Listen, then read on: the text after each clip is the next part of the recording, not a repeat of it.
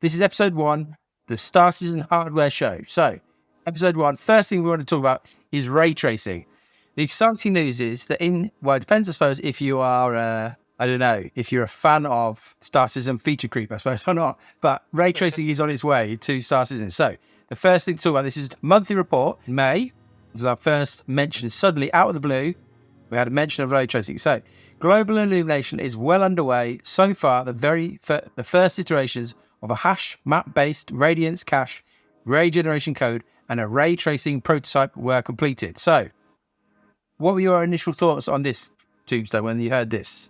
Yeah, good things that they're implementing ray traced global illumination. From this short little thing, I think it's not going to be in 320. yeah, I think that's for sure. Yeah, but I think this RTGI or ray traced global illumination is one of the best hybrid ray tracing effects that a game can have. Yeah. I say hybrid ray tracing is because now we have games that are fully ray traced, or as NVIDIA calls it, path traced. My take on this is going to improve the image quality quite a bit, especially in very complex scenes where we have very high luminance light coming in from one side and very shadowy areas on another side. Is going to improve a lot of visibility as well in those areas, especially in starships. The RT solution would be, I think, the best way to do it. It's not. I don't see it as sort of a feature creep. It's more like bringing the engine to be visually sort of on par with Unreal Engine. As a lot of people have been on that discussion. Is the Star Citizen engine getting outdated or something like that? The visual stuff is easier to append later on than doing a whole lot of coding again for something like server meshing. Yeah, I my opinion is, well, there's no way they're ever going to change the engine at this stage. Like you say, the work that they've done to get this engine to do the things it can do, it would take so long to take, as an example, say they suddenly were like, we're switching to Unreal Engine 5. The amount of time it would take to kind of modify that engine to get it to do what this engine could do, it's another 20 years basically. So I completely agree. If they can upgrade this engine to make it look better, which they've always said all along, they've talked about at various points, they've said we can just keep changing this engine and improving it, which they have done. If you look at the visuals now compared to where they were 10 years ago, goodness, it's a complete change. But yeah, I agree. But for me, the reason the ray tracing is kind of exciting is because I think this is a sign that they're moving towards, I'm not saying they're anywhere near, but I'm saying they're moving towards finishing off Squadron 42, because there's no way that game releases without Chris Roberts having all the visual doodahs and all the fancy bits on. So I'm convinced that he's going to want Squadron 42 to look absolutely incredible. So I think ray tracing was always going to happen. I think as soon as NVIDIA basically forced everybody to buy cards with RTX on it, I think it was always going to be in Star Citizen eventually. And we're getting there. So that was month 1. That was May. We then switched June. For global illumination, a ray tracing prototype is now in progress. So I don't know what that meant the last month. I was a bit confused when this first happened. I wondered whether they were updating their global illumination and it wasn't ray tracing, because you can do global illumination without ray tracing.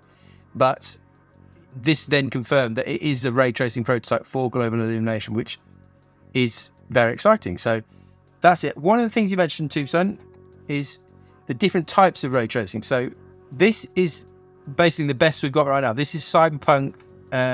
This is the Overdrive stuff. Have you tried this out? Have you got this? Oh yeah, I've played a lot of Cyberpunk with Overdrive on. What are your thoughts? It's great. It's a little bit a little bit dialed down in terms of quality. Okay. It's sort of because it completely changes the renderer. It sort of there's like two sort of resolutions here. One's that you set up in game, and one is basically how many rays the renderer is shooting out per pixel. And by default, it's set up with 2 rays per pixel and 2 bounces of GI, basically. This is like basically the bare minimum that you can do to get it into an acceptable state. For example, if you reduce the bounces to just 1 bounce, you lose basically the reflection quality.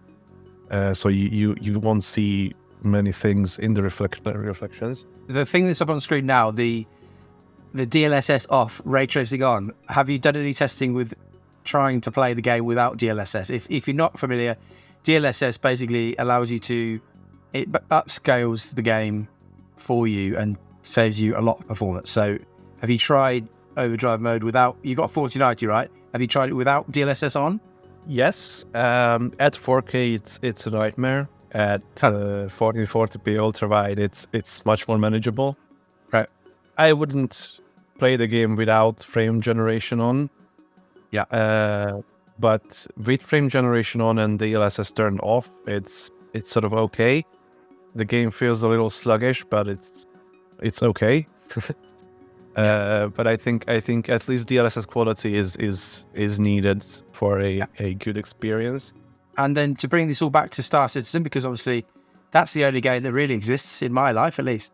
My personal opinion is that we'll have to get DLSS and FSR for ray tracing to be a viable thing in Star Citizen. But I'm also expecting frame generation as well at some stage. I don't know what you think about that. Yes. I mean, we have to.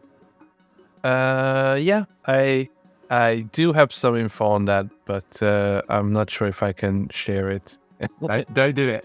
Don't get anybody in trouble. What sort of ray tracing do you think we're going to get? Are we looking at reflection, shadows, or is it just we've got no idea and they'll probably upgrade over time? I think, as we've seen the GI stuff, I think that will be very similar to what Cyberpunk has with the regular ultra ray tracing mode. Let me see if I can bring that up. Yeah, that's pretty good. It's not as detailed as the path tracing one. I would like to see RT shadows in Star Citizen, at least for some local area. I think those look really good with like the contact hardening and stuff like that. That's something like if the object that's casting the shadow is closer to the surface that the shadow is showing at, then the closer part will be sharper and the much further away part will be like softer shadows. So I think that's a really, really good effect, and it's pretty cheap actually. Even EMD cards run very well with RT shadows. RT reflections is it would be nice to see. And for example, the Carrack has a bathroom where there's a mirror with a fake reflection that I think of from the top of my head. If we had like RT reflections there, I think that would be great. But that's quite a heavy effect, and so that's a bit harder to run in terms of performance. GI is like a bit in between reflections and shadows. So this is without ray tracing. That's with the Psycho ray tracing, which was the best old style of it, and then overdrive there. Can you see much difference? I don't know. There are a few scenes where there's more difference than for example, in the scene where the those bags are, you can see how that's quite a big difference. It's still better than the rasterized ray tracing, where it's nowhere near as holistic as the path tracing one. That's insane. That's a great comparison, actually, isn't it? I don't think we should expect anything like that for Star Citizen to start off with. But knowing that this project is going to be developed for so long and hardware is going to continue to get better, it wouldn't be completely shocking if one day we got some sort of path tracing in Star Citizen. Will obviously, but the key difference with there is obviously the light is really bouncing around that room as if it really would, to a certain extent. So you've got these much darker areas where the light just hasn't reached these bags in the foreground. So that, but I think incredible. If you look up the Metro Exodus Enhanced Editions versus the first edition, I think Digital Foundry did a very good comparison there. So what's the difference between the Enhanced Edition and the just normal Ultra Ray Tracing? Okay, so the Enhanced Edition was basically, they went through the whole game, and you cannot run the Enhanced Edition without ray tracing, for example. So that's one big difference there, that the Enhanced Edition requires ray tracing, and because the whole game was basically remastered with proper RTGI and RT shadows and so on. Okay. Oh wow. Okay. Yeah, so that's one area where it really shows how they tweaked the RTGI solution there. In the middle there's the original RTGI solution, and we have the new one next to it. So you can see there's a bunch of light leaking through that that wall, or like like the leg of the character on the left is basically illuminated from a shadowy area. That's basically the limitation of a probe-based system, because you can't really have that much of like spatial resolution to represent the GI solution there. And you can see the RT solution improved that a lot, but it wasn't really, the game wasn't really made with that in mind. They just added it after that. And when the game was basically remastered with ray tracing in mind, they've changed a bunch of environmental variables, allowed for infinite bounces, and we got that much better looking image there. I mean, this is a good comparison because it is dramatically better in the full enhanced. Yeah, but even the like the colors are better. Yeah. So everything about it. Yeah, they did a lot of work on that. Let's move on to our topic 2. So, topic number 2 for this is RTXIO / direct storage. I'm going to put you on the spot here, Tombstone. Vaguely, in a short way, as short as you can, explain this technology to anybody who's not sure what this is. Yeah, so basically, the game assets that are stored on the disk are very much compressed. Because everyone wants to save space, apart from Activision with the 200-something gigabyte installations of Call of Duty. Yeah, they are compressing assets like textures and all the other things that the games are using. So basically, meshes and well, never mind. I don't want to get into that, but basically, they're compressing stuff. Yes, just to save space. And in order for the game to basically read that in, they have to decompress it with the CPU. It's basically just opening a zip file and getting the contents out of it. There's also compressing that's done on like a texture level, like BC7 compressions for DirectX games. And you also have like game engine specific archives, which are basically just optimizing the way that the engine reads things off from the hard drive. So those are two different compression things. One is basically handled by the GPU already. That's the BC7 part. That's the texture compression. Yeah. So the GPU just reads that compressed file and it decompresses it automatically on the driver level. You don't need to worry about it. While the game asset stuff, all the other stuff that are packed in archives, the engine is basically streaming them from the hard disk through the OS, basically. Yeah.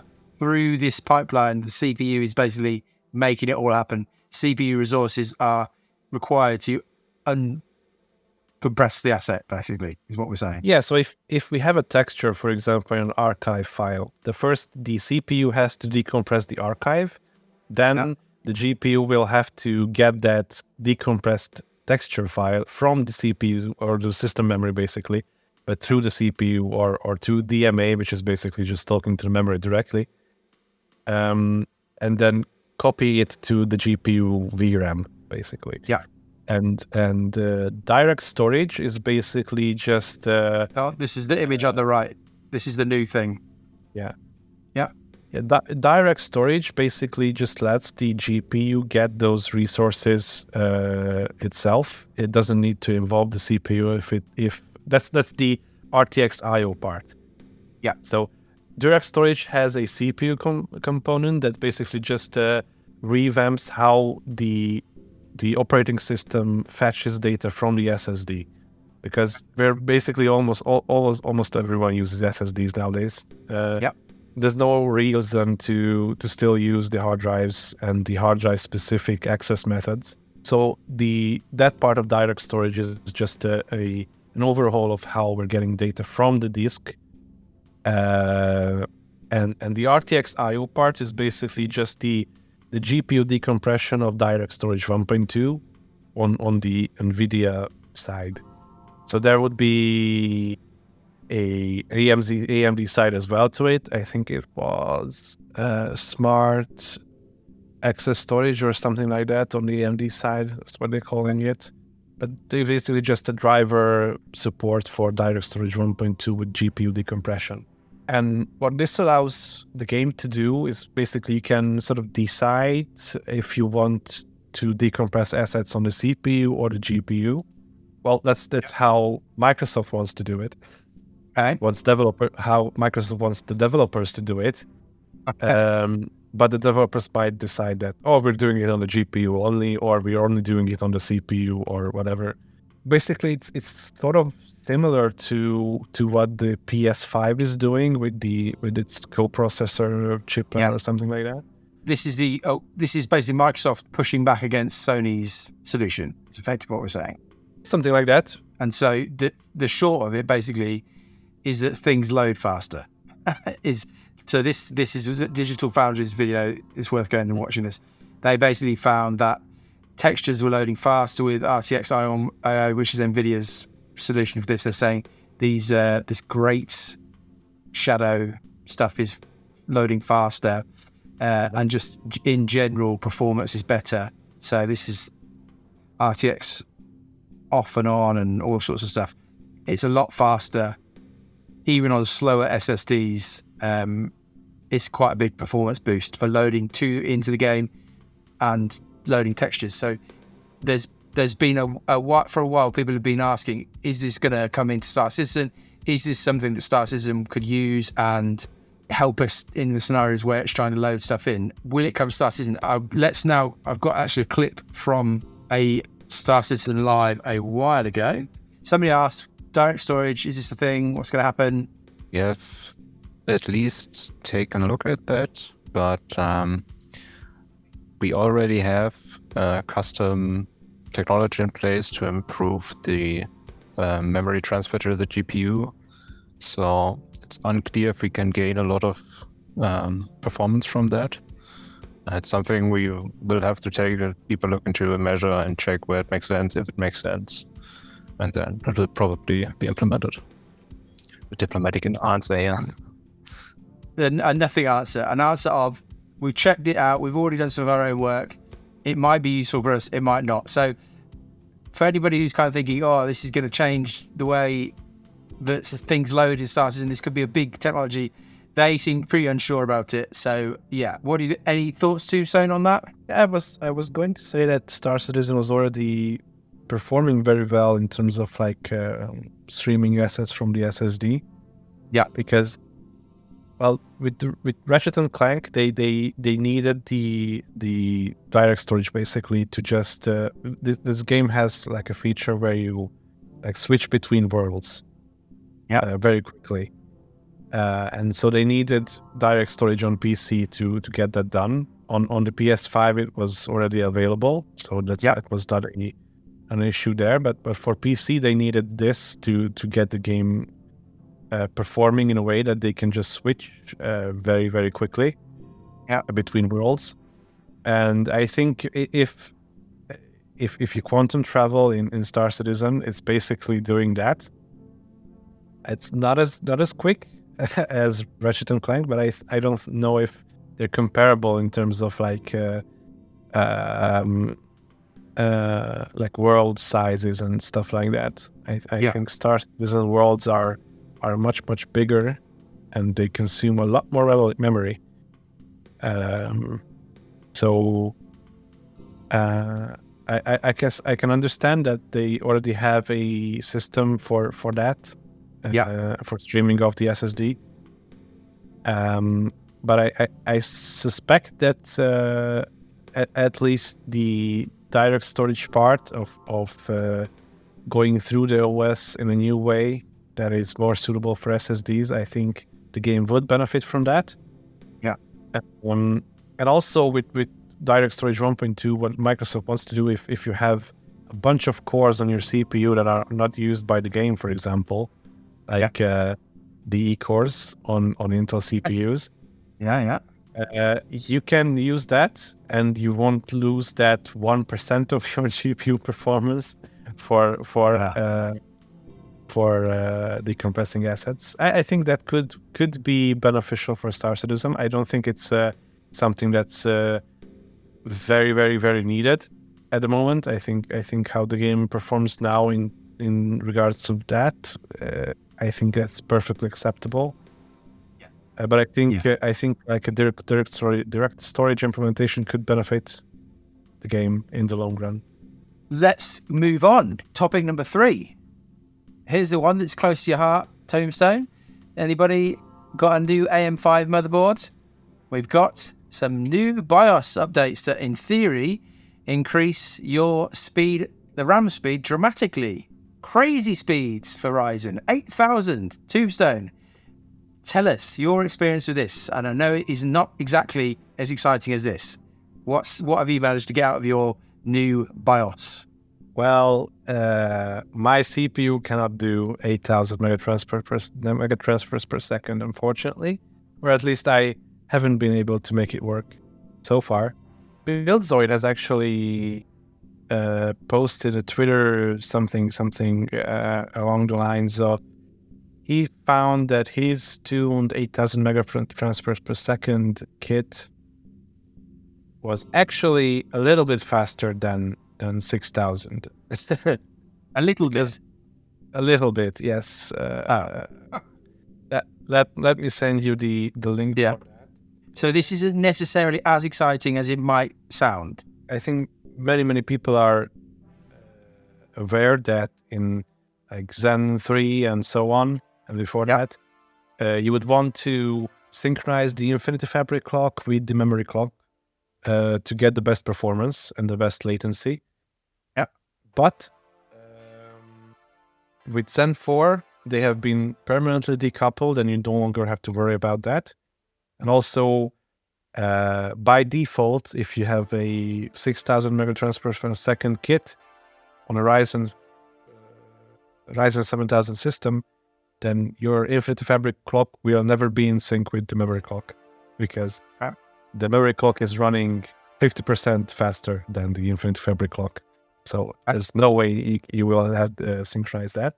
What this mode is doing is basically running the memory at, for example, 4,000 megahertz for the 8,000 megatransfers per second speed, and running the memory controller at 2,000 megahertz. So that will be the 2-to-1 ratio there,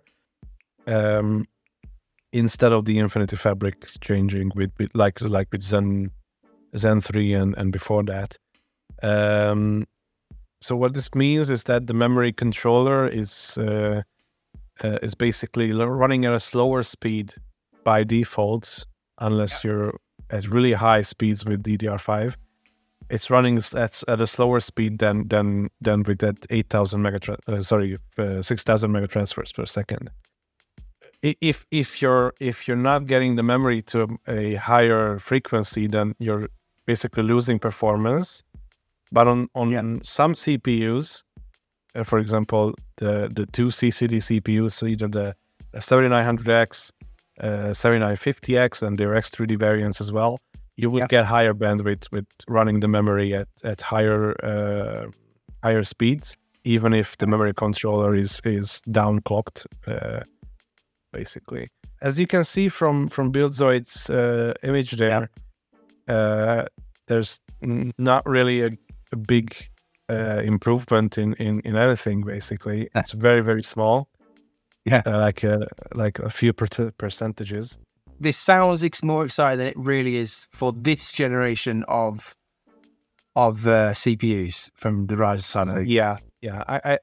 I strongly suspect that it's the Infinity Fabric that's holding back the whole platform.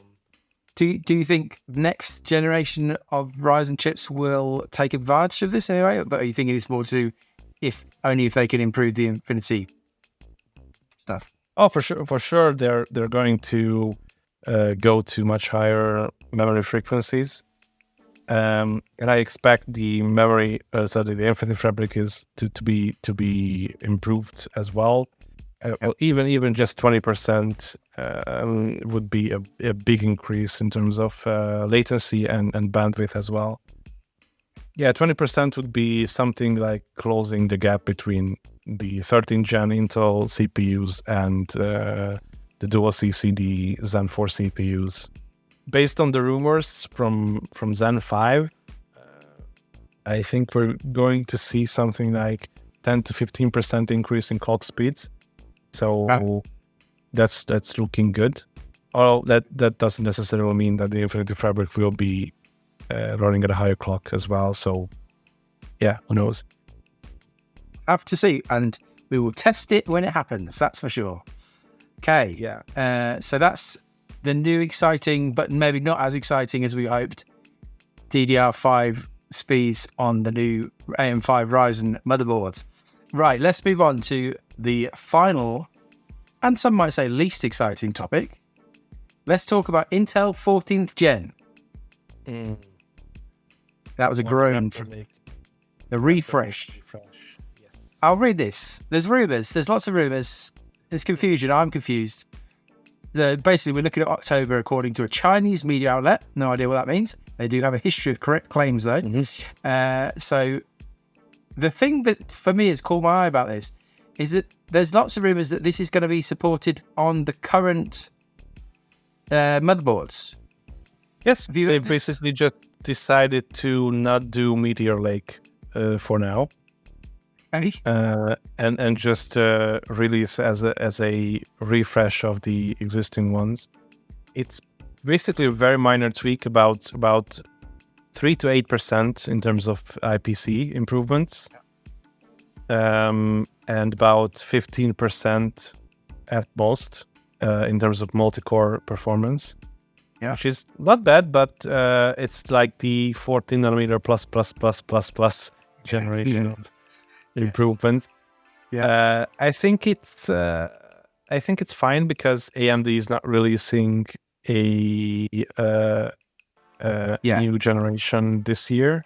Yeah. So I think it's fine, but it would have been nice to see Meteor Lake or something like that this year. If Raptor Lake refreshes anything like Raptor Lake, Alder Lake 12th Gen to Raptor Lake, the improvement in performance was in Star Citizen. I did some testing. I've got 12. For some reason, I haven't sold it yet, but I've still got a 12700KF and a 13700KF. The performance difference was really minimal. So the upgrade from Alder Lake to Raptor Lake was not really worth it. I imagine it will be the same with Raptor Lake refresh. There's no real reason why it's going to perform much better in Star Citizen. There we go. That is the end of the Star Citizen Hardware Show, episode 1. You never know. That might be the only time we ever do this, but it was fun. So maybe we'll do it in a few months whilst when there's more interesting things. I think it's fun to talk about some of these technology things. There's not much to talk about in the game right now, is there? So let's at least talk about some of the tech stuff around it. Thank you very much for joining us, and we'll do this again.